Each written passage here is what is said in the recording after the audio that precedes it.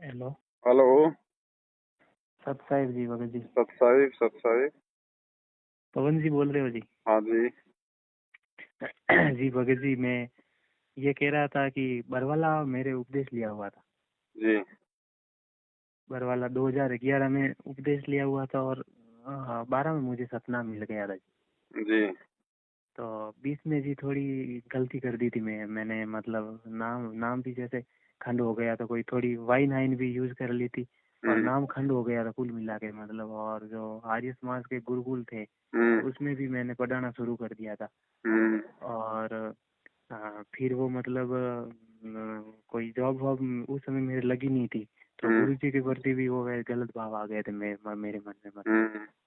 तो ये भाव रहता था गुरुजी के प्रति मतलब बार बार वो, लेकिन वो छोड़ दिया था, वैसे कुछ कर दिया था। फिर 18 से वापस नई सिरे से उपदेश लिया। हम्म। फिर 21 से और लिया और अब मेरी इतनी आस्था है, 2022 से 1 डेढ़ साल हो गए, मैं पूरा दृढ़ हो गया हूँ। हम्म। और पूरा दृढ़ हो गया हूँ और मतलब पूरी तरीके से ऐसे मन में ये भाव आ गया है कि अब मतलब चाहे आबाद रहूं या बर्बाद रहूं, यही मार्ग है मेरा और कोई चेंज नहीं करूंगा मैं। तो हम्म। अब मेरा वो नाम खंड है, तो उसके बारे में मैं क्या करूँ? ये तो मेरे हम्म। काम नहीं कर रहे। 3 4 सालों से बीमार भी हूँ मैं मतलब। हम्म। स्टेट खिलाड़ी हूँ, खेला हुआ हूँ मैं। हम्म। आईएएस का मैंने एग्जाम दिया भयंकर, मतलब सब गांव वाले और मेरे रिश्तेदार, आरटीओ डीटीओ, मेरे रिलेटिव सब कहते थे कि इसका नंबर पक्का है। तो उसमें भी मेरा लिस्ट में अभी आया हम्म। नहीं एग्जाम नंबर। हम्म। और राजपत्रित अधिकारी होता उसका भी मैंने दिया, तो उसका भी अब रिजल्ट आना, परमात्मा देखो क्या करेगा मतलब। ये इतना पूरा का पूरा पढ़ लेता हूँ मैं, सारा का सारा रिवीजन हो जाता है और जैसे ही एग्जाम सीट पे आता, कब एग्जाम होने वाला 25 26 दिन में, तो हम्म। क्या पता कैसे उदासी उदासी होती है और कैसे क्या होता है मतलब, उसमें भी हम्म। फाइट नहीं कर पाते। तो आपसे कुछ राय लेना चाहते, क्या कारण है इसका जी? देखो भगत जी, सबसे पहला कारण तो है, अगर भक्ति मार्ग में है तो मर्यादाओं का। हाँ जी। ठीक है, आपने बीच में गलतियां करी, वाइन वगैरह यूज कर ली, और भी कुछ आप हाँ बता रहे हैं गुरुकुल वगैरह में। हाँ। तो देखो, गलतियां तो चलो हो जाती हैं, क्योंकि संस्कार हम्म हमारे कमजोर होते हैं, थोड़ा हम्म साध संगति का भाव होता है, हम्म सत्संग सुन नहीं पाते इतने। हम्म तो मर्यादा तो खंड हो सकती है, हम्म लेकिन मर्यादा खंड होने के बाद वापस भगत जी परमात्मा की शरण में हम उस समय आते हैं हम्म जब या तो हम डायरेक्ट हम गुरु जी के पास जाएं, मान लो गुरु जी किसी आश्रम में हैं, जाके हम समय याचना करें। और हम्म वहां भी यदि हमने हृदय से समय याचना नहीं करी, खाली एक फॉर्मेलिटी के लिए कि चलो नाम शुद्ध करवा लेते हैं, और हम्म गुरु जी आपको कह देंगे ठीक है बेटा नाम शुद्ध करवा ले, तो भी नाम शुद्ध नहीं माना जाता है जब तक गुरु जी हृदय से उपदेश ना दें। और हम्म हृदय से उपदेश गुरु जी उस समय देंगे जब हम्म परमात्मा देख लेगा कि ये आत्मा अपनी उस गलती के लिए हृदय से पश्चाताप कर रही है। हम्म ठीक ये स्थिति गुरु जी की गैर हाजिरी में है। हम्म जैसे आज गुरु जी जेल में हैं, हम्म आपने कोई गलती कर दी, तो हम्म यदि आप हृदय से परमात्मा से अपने घर पे हम्म दंडोत करके प्रार्थना करोगे मालिक से, तो वो तो अंतर्यामी है, चाहे अमेरिका में बैठे हो आप, चाहे भगत जी दूसरे हम्म लोक में बैठे हो, हम्म उनको कोई बताने या जताने की जरूरत नहीं है। हम्म तो परमात्मा देखेगा कि वास्तव में इसको अपनी गलती का पश्चाताप है और आगे ये भक्ति करना चाहता है, हम्म तो ही परमेश्वर अपना आशीर्वाद देगा भगत जी, यानी नाम को सुचारू परमात्मा करता है। हम्म अन्यथा भगत जी ऐसे नाम सुचारू नहीं होता कि दोबारा जाके हमने टीवी पे मंत्र सुन लिए नाम शुद्ध हो गया। हम्म तो ये अब आप देखो, आपने किस भाव से, किस श्रद्धा से, किस पश्चाताप के हिसाब से आपने अपनी गलतियों की क्षमा याचना परमात्मा से की है, उसी आधार से परमात्मा आपको माफ करते हैं, और फिर आगे हमने उसी भाव से हमने अपनी भक्ति को जारी रखना है।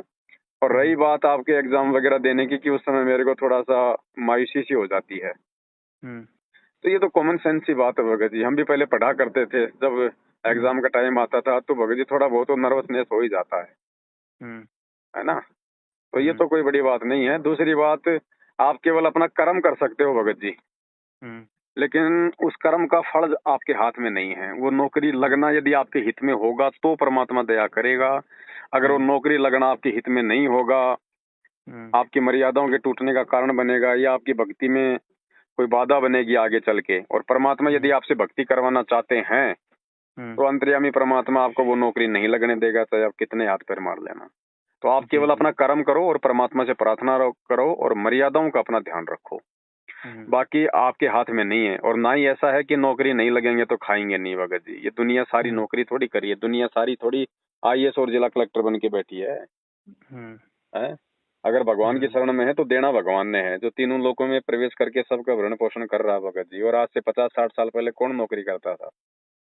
भर रहा था ना परमात्मा, कोई न कोई काम धंधा, कोई न कोई माध्यम, किसी न किसी को एक दूसरे के प्रति बना रखा है ना। औरतें कौन सा काम धंधा करती है? 90% वो मर्दों को माध्यम बना रखा है ना परमात्मा ने। बच्चे कौन सा नौकरी करते हैं? माता पिता को माध्यम बना रखा है ना। पेट में कौन सा नौकरी कर रहे थे? माँ को माध्यम बना रखा था ना भगत जी। जानवर कौन सा नौकरी करते हैं? हमसे कई गुना ज्यादा खाते हैं भगत जी। तो देने वाला परमात्मा है, और वो देगा उस समय जब हम उसके ऊपर विश्वास करेंगे और उसके प्रत्येक वचन में चलेंगे। देखो, बाप अपने बच्चों से तभी प्रसन्न रहता है जब वो बाप की बातों को महत्व दे और फालतू के लोगों की जो कुसंगति है उसको त्याग दे और अपनी मर्यादा तोड़ने से बचाए। तो भगत जी, मैनेजमेंट की कुसंगति में यदि आप हो तो वो त्याग दो और आज से साथ संगति से जुड़ जाओ। वीडियो देखो, वीडियो देखने से आपको दृढ़ता मिलेगी, आपको हिम्मत मिलेगी, भक्ति मार्ग में आगे बढ़ने की सत प्रेरणा मिलेगी और इसी से हमारा काम बनेगा, हमारी बात बनेगी और दूसरा कोई तरीका नहीं है।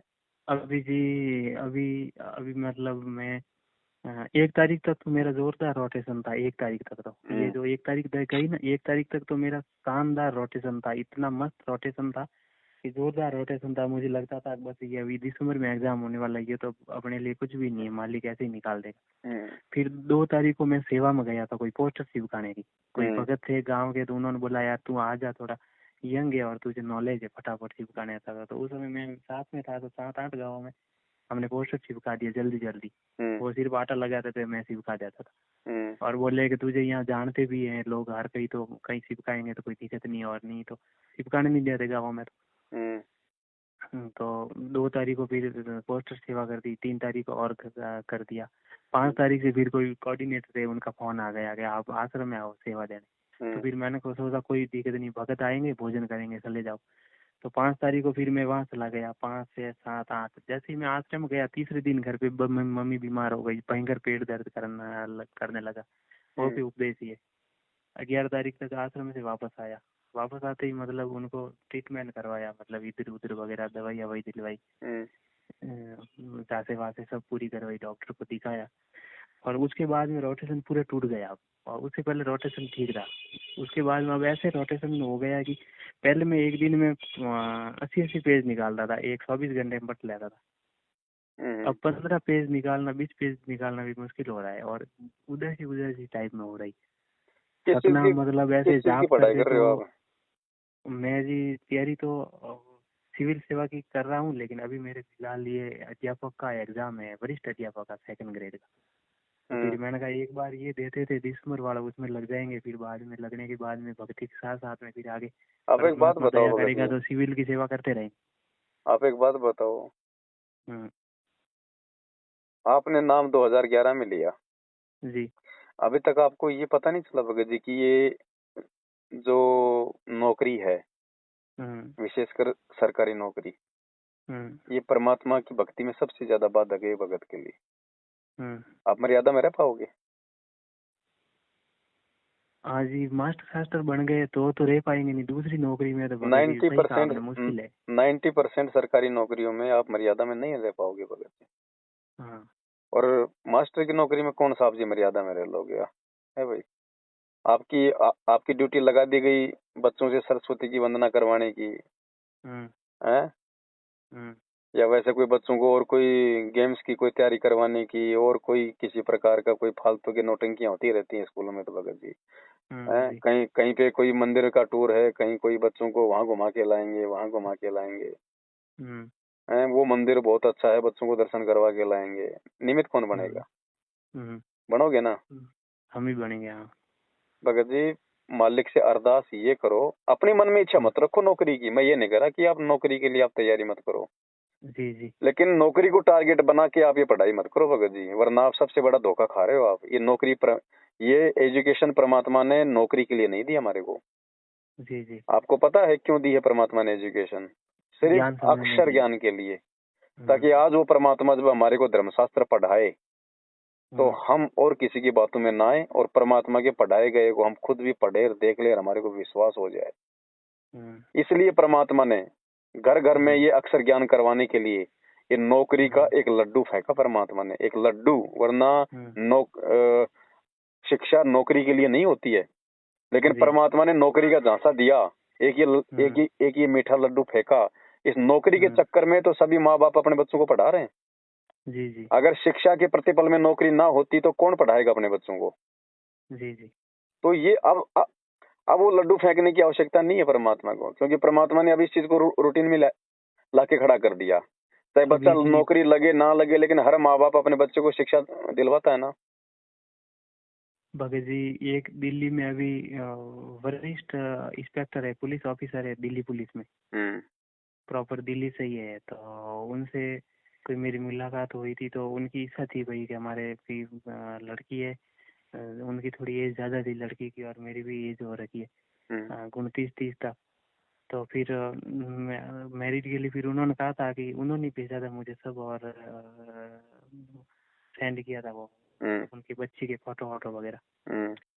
तो उस समय तक तो ये एग्जाम वगैरह उनको लग रहा था कि भाई ये तो इंटेलिजेंट बन जाएगा आराम से, वो भी नौकरी किए हुए थे।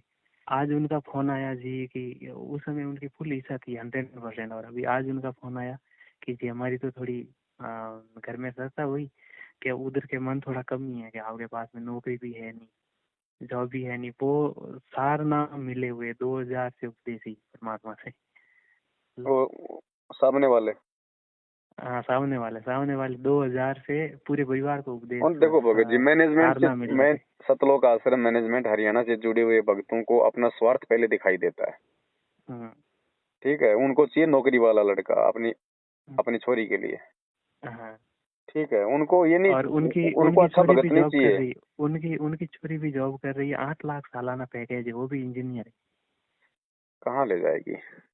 वो भी चलो ठीक है, उसका भाग्य संस्कार कर रही है, लेकिन आप इस चक्कर में मत रहना, ना अपने मन में स्वार्थ पालना कि भाई कोई नौकरी वाली मिल जाए या उसकी नौकरी नहीं, मेरे तो मन में कोई था ही नहीं जी भगत जी, मेरे मन में तो कुछ था ही नहीं। वो तो उन्होंने किया, उन्होंने मुझे बोला और उन्होंने मना किया, मेरे मन में तो कभी कोई नहीं था। मना कर दिया तो भूल जाओ भगत जी, हमारा कोई मतलब नहीं होना चाहिए। बाकी मैं तो ये कहूंगा आपसे, देखो अपन तो मेन टॉपिक पे आते हैं भगत जी। बाकी तो ये दुनियादारी है, भाड़ में जाए ये। मेन जो टॉपिक है भगत जी वो ये है कि पढ़ाई आप अपनी पढ़ो, कोई बड़ी बात नहीं है, लेकिन नौकरी को टारगेट बना के मत पढ़ो। नौकरी को टारगेट बना के पढ़ोगे, कल को नौकरी नहीं लगोगे तो आपको दर्द होगा। ठीक है, आप अपना एक कर्तव्य समझ गए कि भाई ठीक है भाई, परमात्मा ने नौकरी दी है, अगर कोई सेवा मालिक मुझे कोई इस तरह की दे दे जो मैं अपने देश, अपने राज्य, अपने जिले, अपने देशवासियों के लिए मैं कोई सेवा दे सकूं, तो ठीक है भाई, नहीं तो अपना कोई छोटा मोटा काम धंधा करके अपना पेट भरना है मालिक के आशीर्वाद से। बस इतनी सोच रखो भगत जी, इससे ज्यादा नहीं। ठीक है, इससे ज्यादा नहीं, वरना भगत जी दुख होगा जब आप फेल हो जाओगे, आप पास नहीं हो पाओगे, दुख होगा, फिर तकलीफ होगी, आपका भक्ति से मन हटेगा, भगवान से मन हटेगा, क्योंकि सीधा सीधा काल फिर एक ही चीज पे आघात करेगा कि यार ये गुरुजी क्यों नहीं लाभ दे रहे, क्यों नहीं वो कर रहे, इतना सब कुछ कर रहा हूँ, फिर दोष पैदा कर देगा ये। तो ये काल में जो मैंने बीच में जो गलतियां की थी, यही दोष आया था मेरे मन में, यही आया था ना, सब कुछ मेहनत, हाँ यही आया था भगत जी, सही कहा, इतनी कुछ मेहनत कर रहे और फिर भी परमात्मा ने एक इतनी छोटी मोटी अभी जॉब नहीं दी। ये भगत जी एक मन में ये आता है, जैसे साथ संगति कर रहे तो उसमें भी अपने कभी भक्तों में कभी दान की जरूरत पड़ेगी, तो अब जैसे जॉब वॉब लगी तो थोड़ी मदद करेंगे, दान की हान की वगैरह। ये मत सोचो भगत जी, ये मन में ये मत सोचो ना, आप पता नहीं कब नौकरी लगोगे, कब तनख्वाह आएगी, कब आप साथ संगति में लगाओगे, वो छोड़ दो आप ये बातें, वो तो परमात्मा ने करनी है व्यवस्था। ठीक है, ना हम इस बहाने, ना हम इस भरोसे रहते हैं, और ना आपने रहना भगत जी। ठीक है, आप नौकरी लगो तो ठीक है, नहीं तो भगत जी फिर प्रयास करना भी छोड़ दो, अपना कोई छोटा मोटा कोई प्राइवेट धंधा देख लो, कोई स्कूल वगैरह में पढ़ाना वगैरह, या और कोई जो भी काम है जो आप कर रहे हो उससे संबंधित जो भी काम आपको मिले। आप नौकरी के चक्कर में ना रहना फिर भगत जी, आप भक्ति के चक्कर में रहो। जितनी तैयारी आपने 20-20, 80-80 पेज पढ़ के और अपना अनमोल समय, अपना अनमोल समय से आपने जो बर्बाद की है भगत जी, हैं, क्या क्या क्या मिला भगत जी, क्या मिला? वो समय की कीमत थी क्या? एग्जाम दिया फेल, एग्जाम दिया फेल, वो सारी रातों को आंखें फाड़ फाड़ के पढ़ने वाली सारी मेहनत व्यर्थ गई ना। हैं, और अगर उस लगन के साथ अगर थोड़े से अगर मंत्र कर लेते तो परमात्मा पता नहीं भगत जी क्या दे दे, अनपढ़ को नौकरी दे दे भगवान, अनपढ़ को। जी जी जी। हैं। और आने वाले समय में देखना भगत जी, अनपढ़ ही देश संभालेंगे। हम्म इन पढ़े लिखे ने तो पूरी दुनिया की ऐसी तैसी कर डाली आज। हम्म अनपढ़ जो मर्यादा में होंगे, जो भगत होंगे, जो समझदार होंगे, जो विवेकी होंगे, जैसे पहले राजा महाराजा होते थे, उनके मंत्री, उनके वजीर वगैरह कौन होते थे भगत जी? कोई BA MBBA LLB होते थे क्या? अनपढ़ ही है सब। जो पात्र होते थे, उस काम को पात्र जो होते हैं। संभाल सके, जो योग्य होता था। तो हम्म आने वाले समय में जब परमात्मा का राज होगा ना इस धरती पे, उस हम्म समय परमात्मा के उन्हीं बच्चों को ये सेवाएं मिलेंगी भगत जी, हम्म जो योग्य होंगे, जो मर्यादाओं में होंगे। मालिक कोई हम्म पढ़े लिखों की जरूरत नहीं है भगत जी। हम्म तो आप भगत जी परमात्मा की भक्ति को ज्यादा ध्यान दो। अगर नहीं आपकी हम्म बात बन रही है तो छोड़ दो इस चीज को। आप नॉर्मल तरीके से अपनी तैयारी करो, नॉर्मल तरीके से अपना एग्जाम दो, लेकिन टारगेट नौकरी मत बनाओ। आपका टारगेट आपकी भक्ति होनी चाहिए ज्यादा से ज्यादा भगत जी, भक्ति। अगर आपका भक्ति में मन कम है और उसमें फालतू के भगत जी, अगर वो कचरा पट्टी में ज्यादा मन लग रहा है ना वो किताबों में, तो भगत जी अभी बहुत कमी है, बहुत कमी है अभी। हम्म नौकरी भी परमात्मा की रजा से मिलेगी भगत जी, आपकी आंख फाड़ के पढ़ने से नहीं मिलेगी। जी जी जी। ये कई बार ऐसे होता है, मैं ज्यादा पढ़ने लगता हूँ ना, तो मतलब एक टाइम की आरती होती है और कभी 2 टाइम की आरती होती है, दोपहर की कभी होती नहीं अब तो है। देख लो मतलब आप जी, आप ये जी किस सोचते चीज हैं को कोई महत्व लगने। दे रहे हो, यही देख हम्म लो ना आप। जबकि परमात्मा ने हम्म क्या बताया, हमने भक्ति को ज्यादा महत्व देना है हर काम से। हम्म 80% भक्ति, 20% रोजी रोटी के लिए, हम्म, इससे ज्यादा नहीं भगत जी। जी क्या नहीं कर सकता परमात्मा, ये पल में भगत जी राजा बना दे, पल में राजा को भिखारी बना दे। कोई जी MBBA करने की जरूरत नहीं है। पल जी। में, सेकंडों में तुम हैं। साहिब से सब होत है, बंदे से कुछ नहीं, वो राई से पर्वत कर दे, फिर पर्वत से राई। और आपने पहले जो मेरे ये यही गली मन में। गली जा जाके, गांव गांव जाके आपने जो ये दीवारों पे जो ये धर्म भंडारे के पोस्टर चिपकाए ना, जी। आपकी मर्यादा खंडित है भगत जी। अच्छा। क्योंकि आपके द्वारा चिपकाए गए पोस्टरों को आधार बना के कितने जगत वाले आए वहां पे, हम्म कितने लोग आए वहां पे, हाँ, खूब आए सरपंच हैं? वगैरह, हाँ, प्रधान, मुखिया, तो राजनेता क्या सब। प्राप्त हुआ भगत जी? किसने बैठ के वहां पे सत्संग सुना? किसने कोई अच्छी बात करी होगी वहां पे? वो जगत वाले हैं, उनके मुंह से क्या निकलेगा? उनके क्या विचार हैं भगत जी? हम्म हैं? आप लोगों ने किन लोगों को बुला लिया वहां पे भगत जी? अपने अपने मीठे पानी में आपने आप लोगों ने खारा पानी डाला है। हम्म परमात्मा ने 2011 से जुड़े हैं आप। कभी देखा आपने परमात्मा ने कभी भंडारे के नाम पे कभी हरियाणा के सरपंचों को, विधायकों को, मंत्रियों को कभी बुलाया हो? हम्म? नहीं नहीं, फिर वहाँ तो और मतलब वहां वो कोई जो लोग आए हैं, आप गए होंगे आश्रम में, हम भक्तों हाँ, का रहन सहन, पहनावा और उनका है अलग टिप था। टॉप और सोने चांदी की अंगूठियां और गले में चैन और फलाना दिखाना, मोबाइल दो दो हाथ में टोरे से बात करना, दिखाना उनकी गंदी नजरें कहाँ कहाँ। हम्म, और हम आओ आओ जी सरपंच जी, आओ आओ जी सरपंच जी। अरे मूर्खो, भगत से बड़ा कोई सरपंच है क्या? जी जी। भक्तों को इज्जत नहीं, भक्तों को तो नीचे बैठा रखा है जमीन पे कि तुम तो यहाँ पे इस मेट पे बैठो। और उनके लिए भगत जी वो गद्दे ला रखे हैं, बड़े बड़े सोफे ला रखे हैं उनको। उनके सफेद सोफे लाए थे 5-5 6-6 हज़ार के लाए थे वो। ना सोजत आश्रम में। हाँ, तो में लाए थे, वो साइड में किया था सब तो उनके क्या लिए, है भगत साइड में। जी ये? वीआईपी के लिए खाना वाना वगैरह, टेबल, वो हम्म? कांच की टेबलें लगाना, सब साइड में किया था उनके लिए। उनके लिए कांच की टेबलें, बड़े बड़े फोम के हाँ गद्दे, बिस्लरी का हाँ पानी, भक्तों को वही हाँ। टंकी का पानी है। जबकि और परमात्मा ने क्या अलग। बताया? परमात्मा ने क्या है कि विशेष सम्मान और विशेष खुराक दूध देने वाली भैंस को दिया जाता है, या मतलब बाखड़ी को। दूध देने वाले। तो ये तो बाखड़ी थे, ये जितने भी आए थे नालायक ये तो। हम्म भगत जी अगर भगवान ने अगर इसी प्रकार से दुनिया को अगर अपने से जोड़ना होता ना, ये लालच दे दे के हम्म भंडारे के, हम्म तो हम्म ये काम 27 साल से गुरु जी को याद नहीं आया था क्या? हम्म ये मनमान आचरण हो रहा है। काल भगवान ये भक्ति ठगरा भक्तों की। अब मान लीजिए 50,000 आ गए जगत वाले, हम्म छोटे मोटे, कोई मंत्री संतरी भी होगा, कोई कोई होगा कोई छोटे मोटे। अब भंडारा हम्म करेंगे भगत जी, तो आदमी 150 रुपए दान पेटी में डाल के जाता है ना हम्म भगत जी। वो जगत के ऊपर तो 3 लोग का भार है। किसी का तो शराब का दुकान है, कोई बकरे काटता है, कोई चोरी करता है, कोई ठगी करता है, कोई झूठ बोलता है, कोई किसी की आत्मा दुखा के अपना काम धंधा कर रहा है। वो हाय भगत जी, वो मैल उन्होंने उन दान पेटियों में डाला कि नहीं डाला? अब अगली बार आप उन आश्रमों में जाओगे, वो मैल आप लोग भोजन। खाओगे कि नहीं खाओगे? जी जी। भक्ति क्या खाक बनेगी? हम्म यही तो काल की सूक्ष्म चाल है। इसलिए तो हम कह रहे हैं फर्जी नामदानी केंद्र है, फर्जी सेंटर है। केवल इन्होंने अपना धंधा करना है भक्ति और भगवान से, तो इन्होंने भक्तों को कब का दूर कर दिया। हम्म और जिनके थोड़े बहुत काम सर रहे हैं ना, उनकी बैटरी चल रही है, भक्ति नहीं चल रही है। तभी तो आए दिन मर रहे हैं। वो आए रहे थे जोधपुर से आ रहे थे, एक्सीडेंट हुआ, वो नहीं मरे 3? हम्म क्यों मरे भाई? भगवान के लिए जा रहे हम्म थे ना। हम्म क्यों नहीं बचाया परमात्मा ने? क्योंकि इधर से तो मर्यादा टूटी हुई थी, उधर से उनका कोई संस्कार आ गया था बुरा, तो भगवान ने भी कोई रक्षा नहीं करी। तो भगत जी आने वाले समय में किसके साथ क्या हो जाए कोई भरोसा नहीं है, जो मैनेजमेंट के साथ में जुड़ा हुआ है। और इनकी कुसंगति करोगे भगत जी, भक्ति में आपका मन लग ही नहीं सकता। बकवादों में तो लग जाएगा, क्योंकि ये माया के पुजारी हैं, भक्ति के पुजारी नहीं है, ये माया के पुजारी हैं। इनको चाहिए भक्तों को खुश रखो। भगत अगर बीड़ी पी के खुश रहना चाहता तो खुश रहो, बस हमारे आश्रम में आते रहो, दान धर्म तुम करते रहो। इनको कोई ज्ञान की बात नहीं, कोई ज्ञान। आप वहाँ पे 2 दिन रहे, 3 दिन रहे? मैं वहाँ भगत जी 5 को गया था, शाम को 5, 6, 7, 8, 9, 5 दिन रहा। बैठ के कोई ज्ञान चर्चा हुई भगत जी वहाँ पे? कोई अच्छी बातें हुई वहाँ पे? उन नेताओं को बैठ के 2 घंटे मतलब सत्संग सुनाया गया था क्या?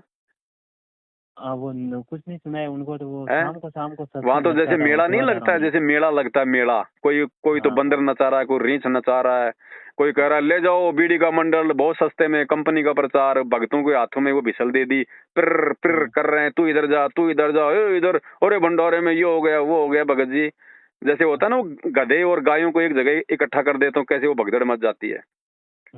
तो इन नालायकों ने गायों के बाड़े में और इन गधों को इकट्ठा कर दिया। आप जैसे लोगों के माध्यम से ये प्रचार करवा के, तो भाई दोषी आप भी हो भगत जी इसमें, दोषी आप भी हो भगत जी। परमात्मा का मार्ग वो नहीं है जो आप लोगों ने किया है या जो ये लोग कर रहे हैं। अगर ज्ञान से सोचोगे तो आप 2011 से उपदेशी हो भगत जी, कोई बच्चे नहीं हो, अनजान नहीं हो जी।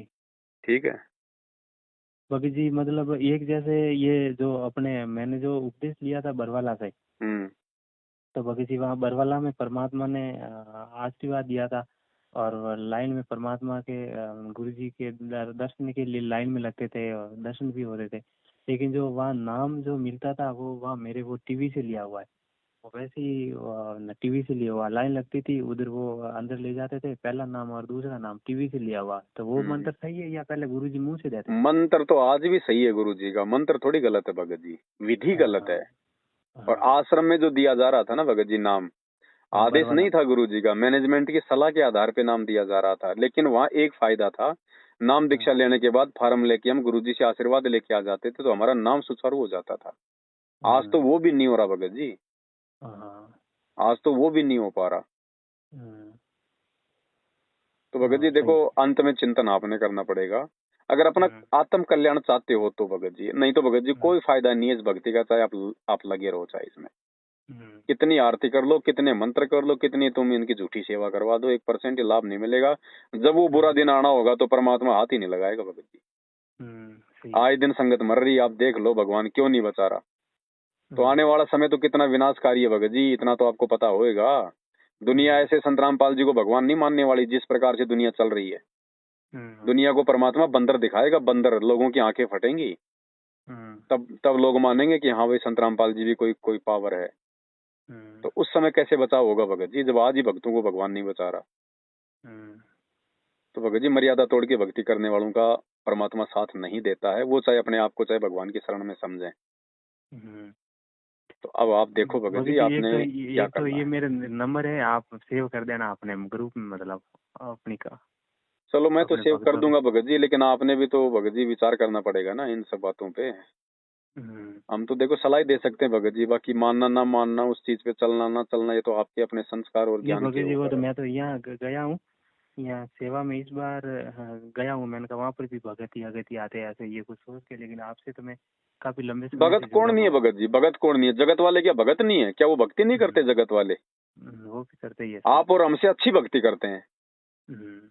अरे हम तो फिर भी लेटरिंग में बैठे बैठे आरती कर लेते हैं, बसों में चलते चलते आरती करते हैं।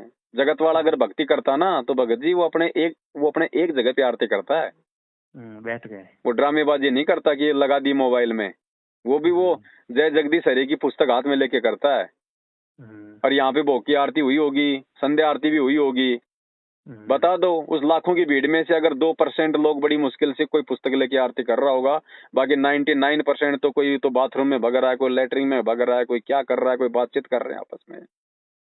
भक्ति है ये ड्रामेबाजी है, ड्रामेबाजी। भगत जी हमने ये भक्ति उस हिसाब से करनी होती है, जैसे बच्चा एग्जाम के टाइम पे अगर दूसरा उसको अगर 1 मिनट के लिए भी अगर उसका ध्यान भटकाना चाहे ना, तो उसको गुस्सा आता है, वो मना कर देता है कि भाई कि भैया चुपचाप रहे। उस हिसाब से हम ये आरती, ये मंत्र, ये भक्ति करेंगे ना, ये सत्संग सुनेंगे, तब ये परमात्मा कहीं हमारे को संभालेगा भगत जी। हम तो फॉर्मेलिटी कर रहे हैं, फॉर्मेलिटी हो रही है। तो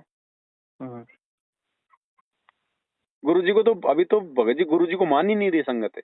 अभी तो गुरु जी तो दाढ़ी मूछ वाले को मान रही है कि वो है परमात्मा। वो कागज के टुकड़े को भगवान मान रही है। अभी तो भक्ति कहाँ चलेगी?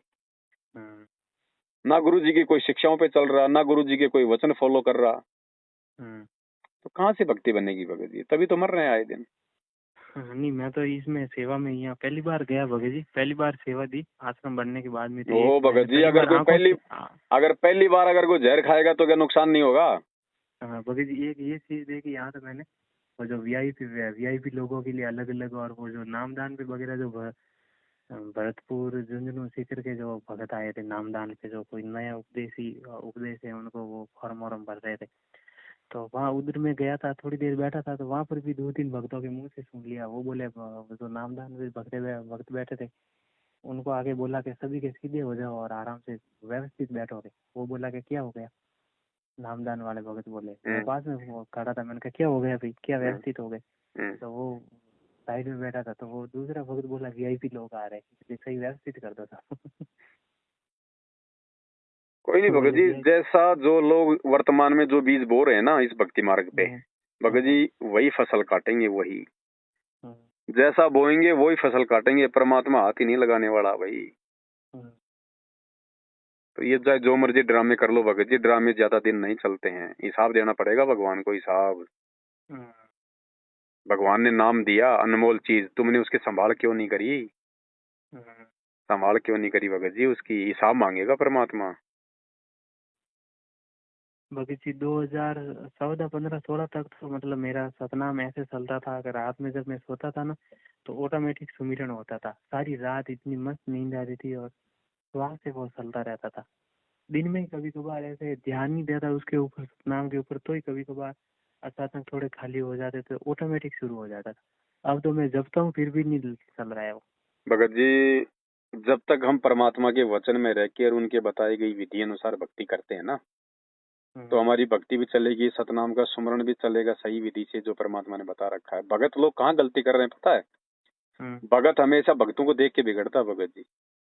जब हम शुरू में नाम दीक्षा लेते हैं ना, कोई भी आदमी ऑडियो वीडियो से आरती नहीं करता। सब भगत जी बैठ कर अपनी भक्ति बोध से करते हैं। मंत्र भी बड़ी लगन से करेंगे, पूरे मंत्र करेंगे, हैं?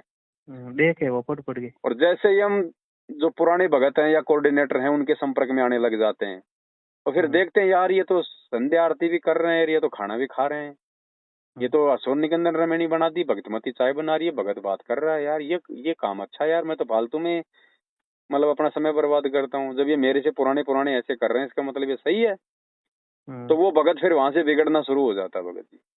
और वो भी फिर वो ही प्रक्रिया अपना लेता है जो प्रक्रिया गुरु जी के भक्ति विधान में नहीं होती है।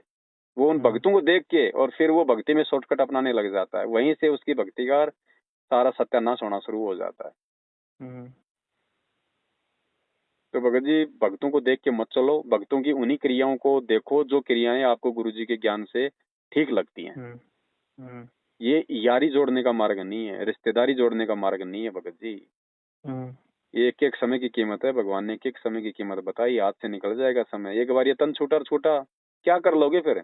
अगर मानव जन्म भी मिल गया तो फिर से ये पढ़ाई पढ़नी पड़ेगी, फिर से ये पढ़ाई पढ़नी पड़ेगी। और फिर क्या जरूरी कि जो ज्ञान जिस स्तर का आज हमें समझ में आया है अगले जन्म में आ जाएगा?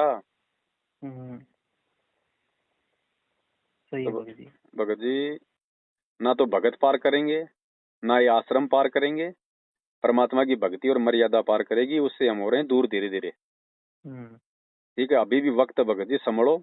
शर्मा शर्मी मत करो। एक तो कल हम लोग उत्तर प्रदेश के बांदा से आ रहे थे, रात के 9 बजे आ रहे थे। मैं था, एक भगत जी थे गाड़ी से। रास्ते में एक पुलिस वाला मिल गया, उसने हाथ दिया, हमने बैठा लिया कि भाई चलो भाई कोई प्रशासनिक आदमी है तो बैठा लेते हैं। वो कोई शादी वादी में जाके आया था, ड्रेस में था, गाड़ी में बैठ गया। बैठते भगत जी तुरंत 20 सेकंड बाद मैंने गाड़ी रोक दी। रोकते मैंने कहा साहब आपने शराब पी रखी है क्या?